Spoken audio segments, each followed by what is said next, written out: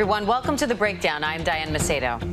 And I'm Terry Moran. The United Nations is urging swift action to protect human rights and prevent the slaughter of civilians as the Taliban takes control of Afghanistan. This morning, there was mayhem as a crowd rushed to the airport in Kabul, trying to flee the country. 1,000 more U.S. troops are now heading to Kabul to secure that airport as U.S. forces work to clear the runways after the crowd ran onto the tarmac, climbing a gangway to board a plane.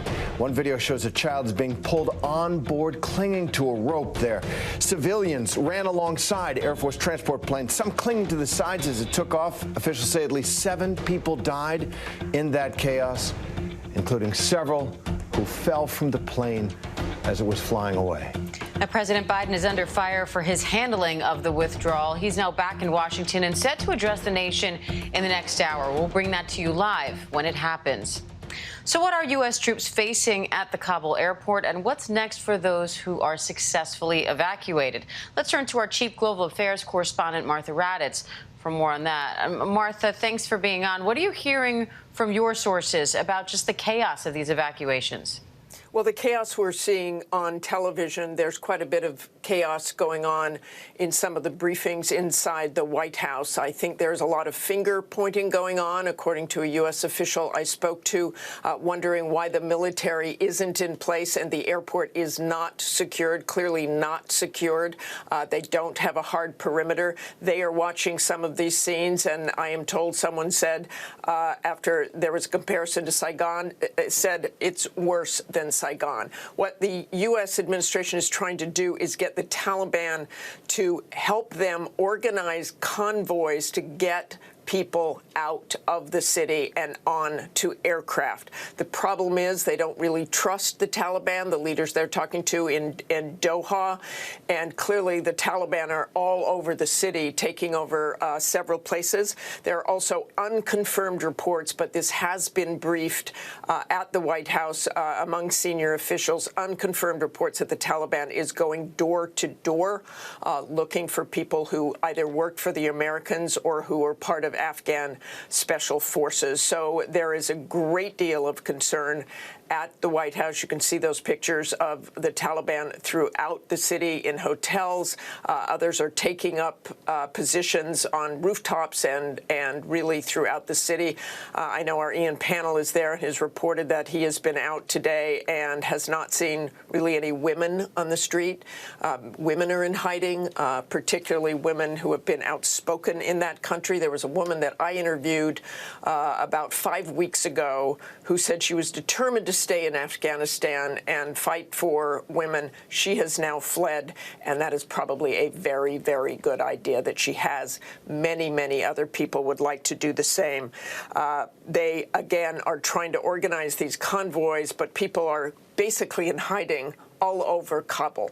Afghan nationals who helped the Americans. We talked to several of those people 5 weeks ago, and you're going to hear a very upbeat, not upbeat, but a very stark statement from President Biden, I think, about the efforts being made, and indeed there are efforts being made to get people out of there, but it is far more chaotic than described because people are literally in hiding. They have visas, some of them, but not nearly as many people as who need those visas to get out of there. It's literally in the tens of thousands, and I think it's probably just a couple of thousand who've already been taken out. And Martha, for those who have been able to make it out, where will they go?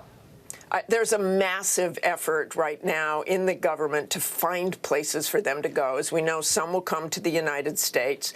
Others may go to some Middle East countries. They're looking at Muslim countries in particular to take these Afghan, which essentially will be refugees.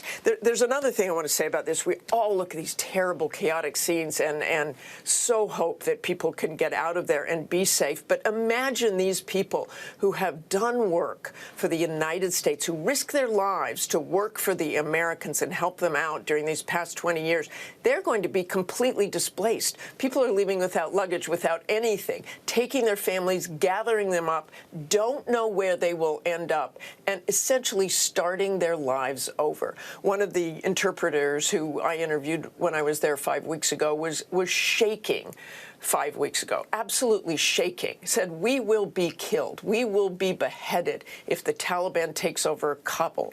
That person is still in hiding, does not yet have a visa to get out. He had 3 beautiful daughters.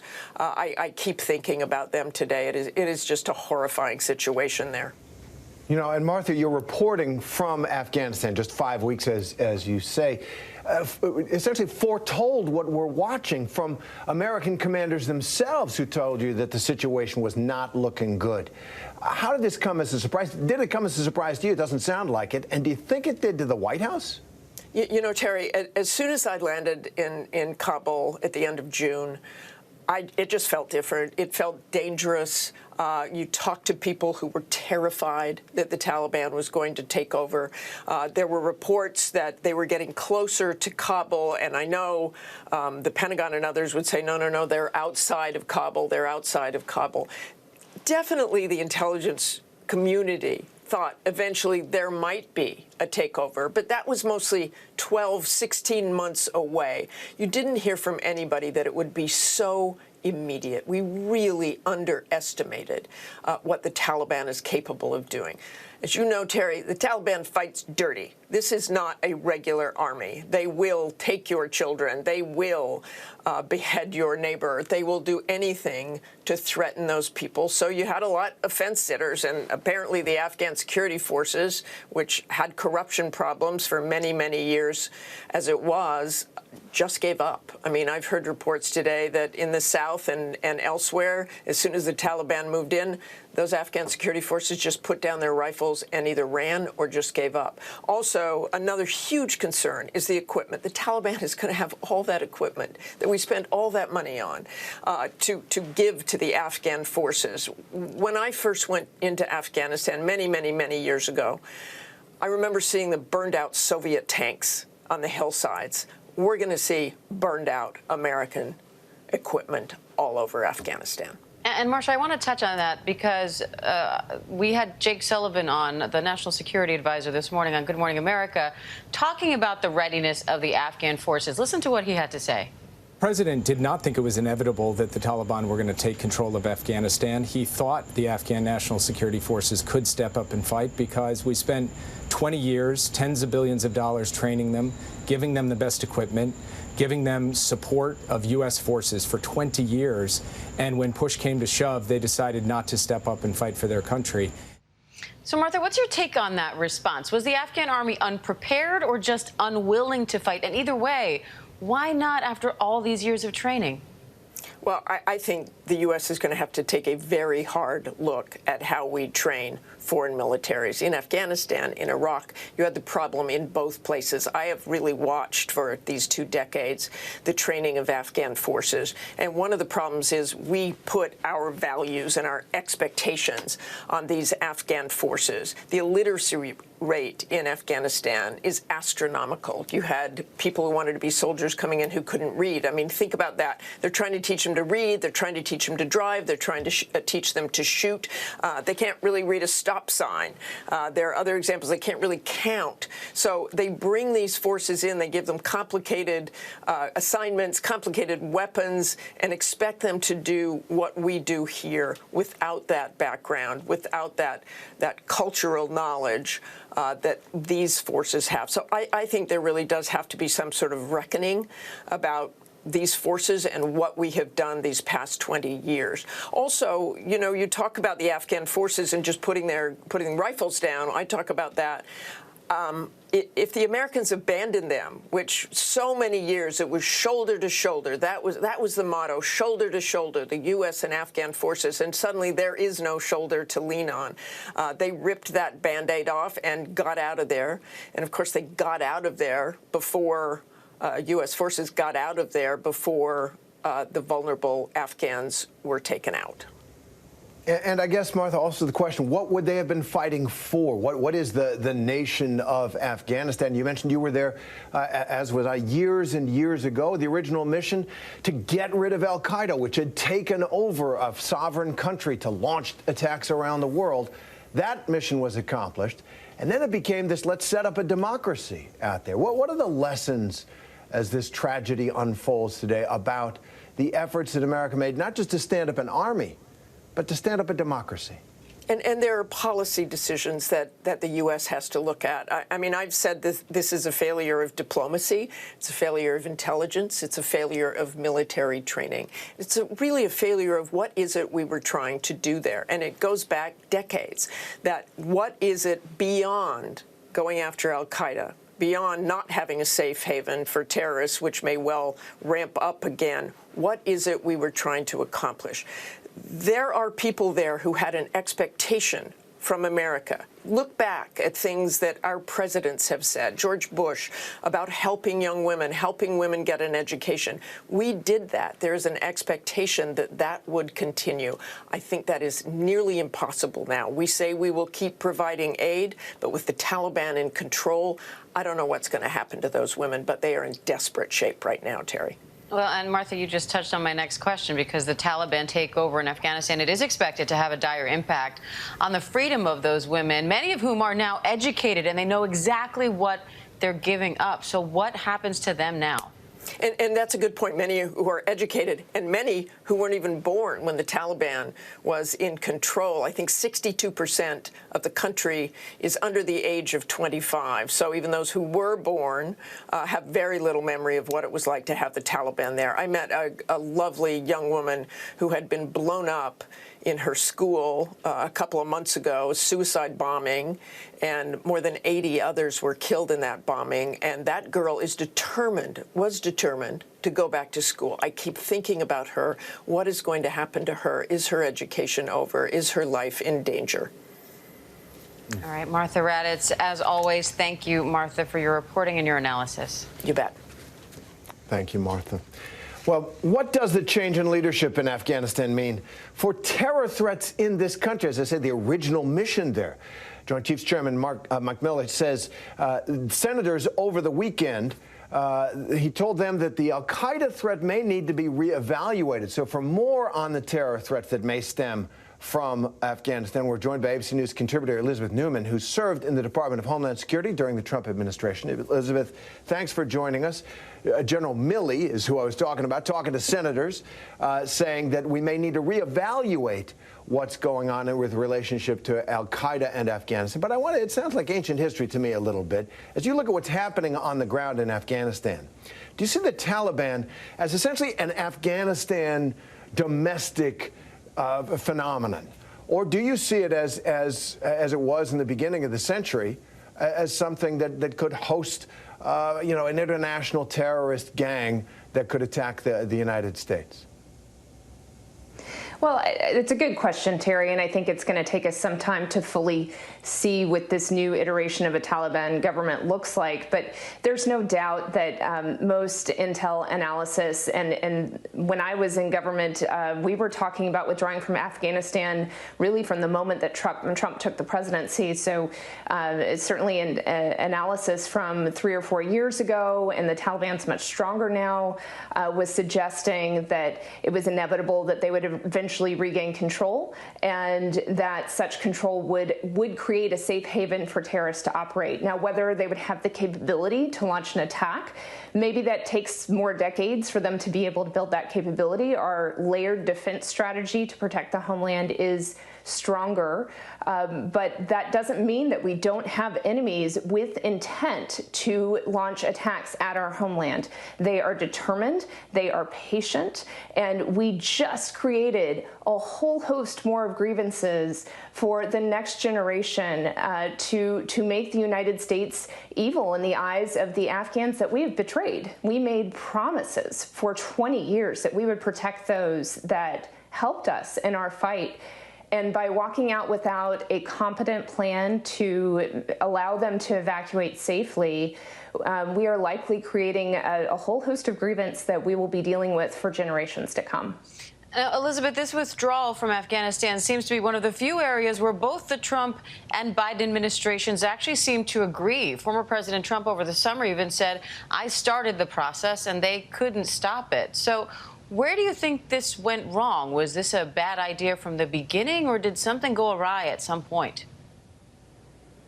You know, it is kind of fascinating to watch the polls. I've read some commentary, and I think there's some truth to it, that the American people really have not had a president explain to them why it's important for us to be in Afghanistan in really 15 years. So it's understandable when you have pithy campaign rhetoric saying that, we need to stop endless wars, that over time that builds up a momentum. And it's understandable. We had a rough go at it about 5 years ago in both Iraq and Afghanistan. But the situation that we're dealing with now is very different than 5 years ago. And the fact of the matter is, historically, we have left troops in place all over the world. That's how we prosecute, that's how we maintain our partnerships, and that's how we make sure that we have the ability to neutralize threats before they metastasize to the point that they actually reach our shores. So this idea that we were keeping 2,500 troops there primarily to encourage and support the local army, the local government, it's not outside the realm of a reasonable policy to have. So I find the debate a little off-putting about the fact that we had to leave. I do defer to more military experts as to what the long-term plan should have been, and there's no shortage of mistakes that we've made over the last 20 years. I think whether you're a Democrat or a Republican, you can point to a lot of mistakes and what should be lessons learned over what we did wrong over the last 20 years. But it is, in my opinion, both the Trump and Biden approach to Afghanistan that we needed to withdraw down to zero was unreasonable and unnecessary. And but even if you give them that was their policy position, that they feel that they were elected based on that and they needed to draw down, my criticism of the Biden administration's handling of that drawdown is that it didn't need to be done this fast, and we made promises to close to 100,000 people. We should have made it a priority to evacuate those people before we drew down our troops. There was no rush. There was no reason that they had to be out by September 11th. But there was some other factor. I don't know if it's pride or hubris, but something that was just incompetent about the idea that we would just pull down and that somehow assume that the 100,000 people that put their lives on the line to help our troops to prosecute a very difficult war, especially in the beginning, we abandoned them, we betrayed them, and that's unacceptable. Mm. And Elizabeth, this isn't the first time in recent history the U.S. has seemed to abandon our allies on the ground. Defense Secretary Mattis in the Trump administration, he resigned when President Trump decided to get out of Syria. He feared for the Kurds, for their safety, leaving them to fend for themselves. And now this, and I also note that the Chinese government has sent messages to dissidents in Taiwan, in Hong Kong, and to the people in Taiwan saying you cannot count on the United States if there is problems there. And so how is this impacting our influence in the world, do you think? I mean, this is a moment in time that historians will look back on and be able to pinpoint a fundamental shift in the way the United States was viewed in the world. I hope we can recover from it, but it is also one of those points where you can look back and maybe say this is evidence of our decline. The fact of the matter is, the way that we conduct our national security strategy is through partnerships. It allows us to not put as many men and women in harm's way when we walk into a country where we think a threat is manifesting and say, partner with us, we'll help you through these means if you do basically the hard work of going toe-to-toe with whoever the bad guy is. And those partnerships require the local partner to put a lot on the line. They are often dealing with tribal issues, or even it could be family members that they're going up against. This is how we do intelligence work. This is how we do military work. And the reason that we're successful in it is because the people that we're making these deals with believe us when we say, we will take care of you. We will make sure that we get you out if it gets too difficult, if your family gets threatened. We will make sure that you're taken care of. But we just showed that we don't keep our word. So why would anybody in the future sign up to an agreement that they're going to partner with us to counter a terrorist threat if it's in Africa or some other part of the world, let alone Afghanistan in a future generation if we end up with another terrorist threat emanating from there? Like we have fundamentally showed that we are a weak people, that we do not keep our word, and there will be consequences for generations because of this poorly handled situation of drawing down. And usually when China says things like that, we say, oh, it's disinformation, no, it's propaganda. But in this case, sadly, it's the truth, and it's going to take a lot for us to recover from this. All right, Elizabeth Nguyen, always great to have you. Thank you. Thanks for having me, Diane. And we'd also like to bring in Marine Corps veteran and author ELLIOT ACKERMAN for his reaction to all of this. ELLIOT, I know you served 5 tours of duty in Iraq and Afghanistan. How do you feel seeing Afghanistan fall to the Taliban like this? Before I answer that, I'd just like to say I couldn't agree more strongly with everything that Elizabeth just said. And, this is profoundly shameful for our country. The reverberations of how we have handled this will echo out for generations. And, right now, America is a far less safe place based off of this. Mm-hmm.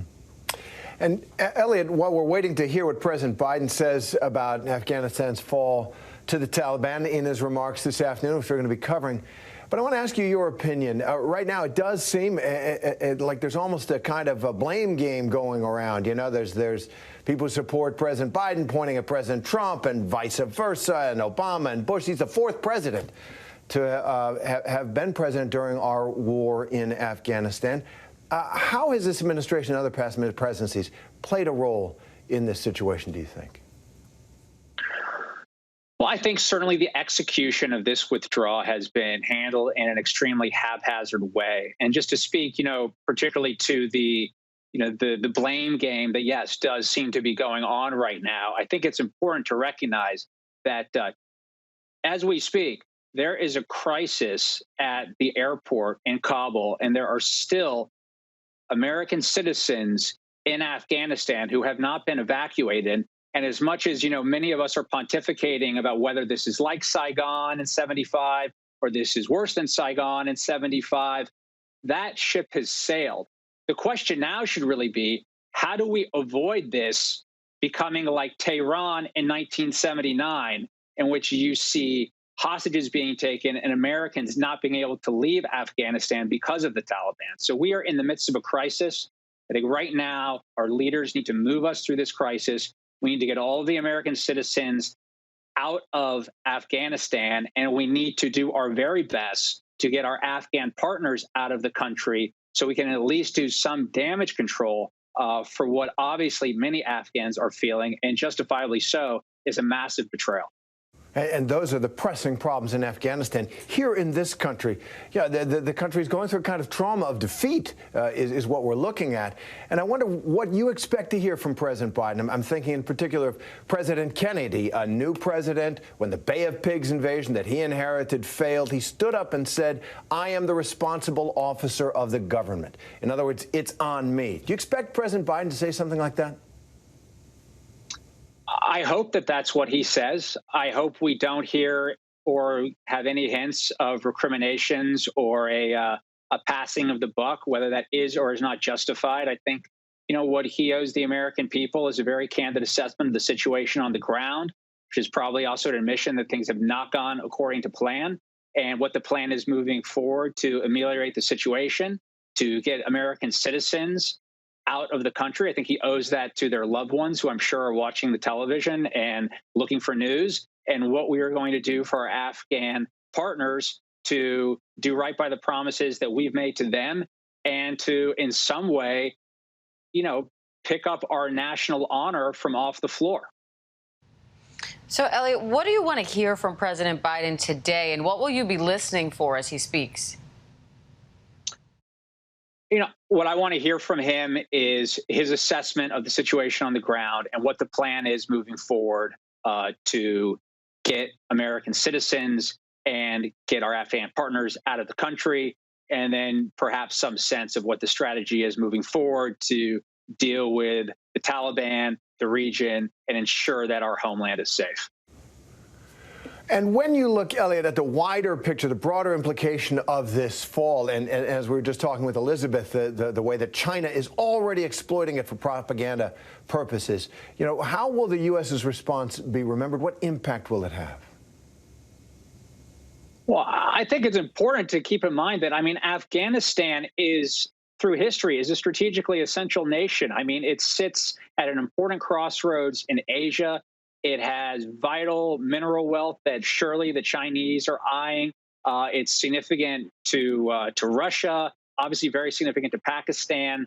You know, the United States might say that it is done with Afghanistan, but Afghanistan is not done with the United States. And I would just like to amplify Elizabeth's point that, you know, keeping a small residual force in Afghanistan would adhere to what the U.S. typically does when a war comes to an end.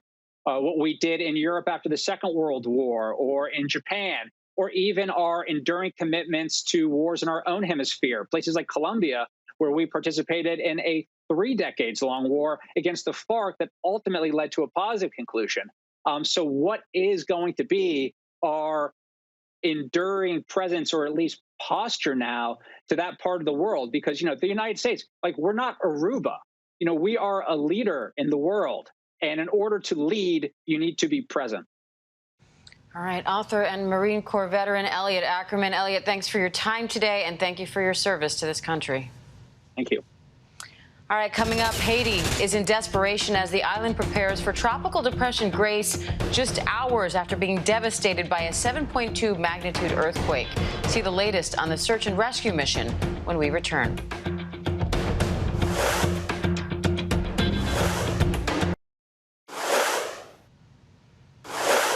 Welcome back. The U.S. military is now in Haiti to assist in search and rescue efforts after a massive 7.2 magnitude earthquake devastated the island.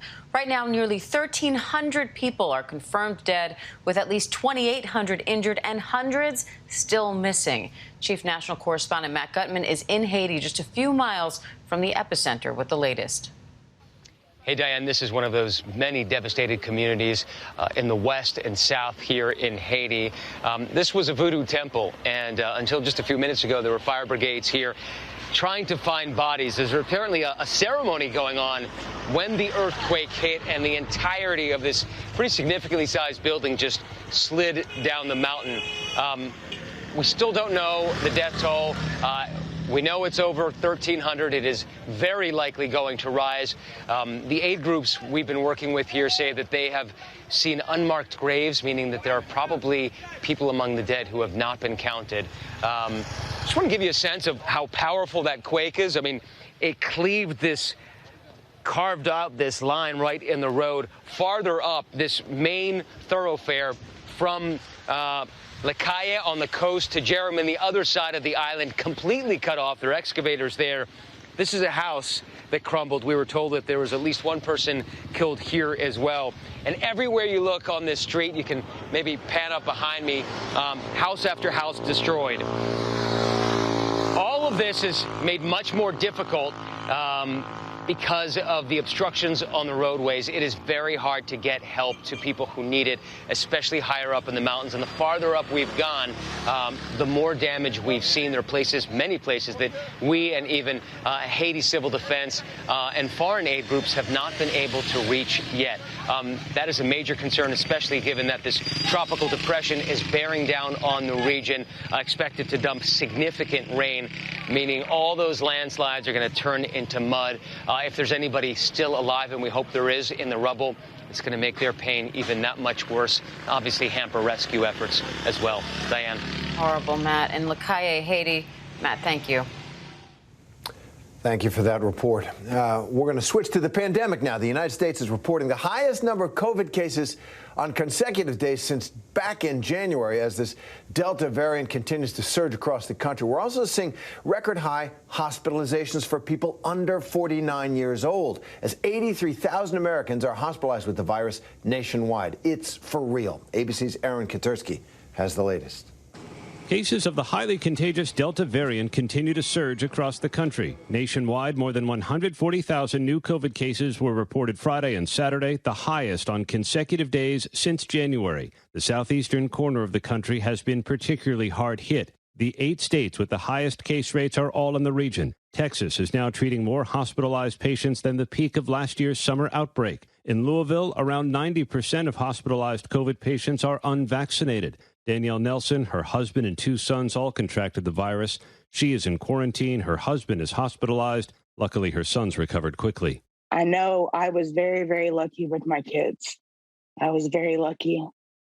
And I will never take that for granted. Doctors are now pleading with people to take the shot. The more of these adults that we get immunized, the fewer infections that we're going to see in children and the fewer of these complications that we're going to see. Meantime, as kids return to school, COVID has already shut down some classrooms. In Palm Beach County School District, more than 400 students are quarantining after over 100 students and 24 staff members tested positive. With children under 12 not yet eligible for the vaccine, pediatric cases are on the rise. Take all of the steps to protect kids, and the biggest one is to get vaccines to people who aren't yet vaccinated and not allow people who aren't vaccinated to be in situations where they're potentially exposing those who are unvaccinated, including children. Still, the debate over masks continues. Several school districts in Florida and Texas have mandated masks, defying orders from their governors. But the Texas Supreme Court handed Governor Abbott a victory over the weekend, upholding his ban on mask mandates in 2 counties. Aaron Katursky, ABC News, New York.